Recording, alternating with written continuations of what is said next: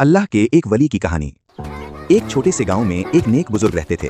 लोग उन्हें मोहब्बत से बाबा जी कहते थे। बाबा जी बहुत सादा जिंदगी गुजारते थे।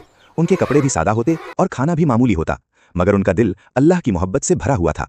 बाबा जी हमेशा बच्चों से प्यार करते थे और उन्हें अच्छी बातें सिखाते थे। वो कहते थे, हमेशा सच बोलो, दूसरों की मदद करो और अल्लाह को याद रखो। गांव के बच्चे उनके पास बैठकर कहानियां सुनते और बहुत खुश होते थे। एक दिन गांव में सख्त कहत पड़ गया। पानी कम हो गया और खाने की चीजें भी खत्म होने लगीं।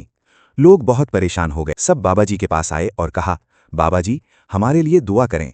O Allah, we seek your guidance and mercy. आमीन या अल्लाह। बाबा जी ने मुस्कुराकर कहा, अल्लाह पर यकीन रखो, वही सब कुछ देने वाला है। फिर उन्होंने सबको इकट्ठा किया और दुआ की। बच्चे बड़े सबने मिलकर अल्लाह से मदद मांगी। कुछ ही दिनों बाद आसमान पर बादल छा गए, बारिश शुरू हो गई और गांव में खुशी की लहर दौड़ गई। खेत हरे भरे हो गए और लोगों के चेहरों पर मुस्कुराहट आ गई।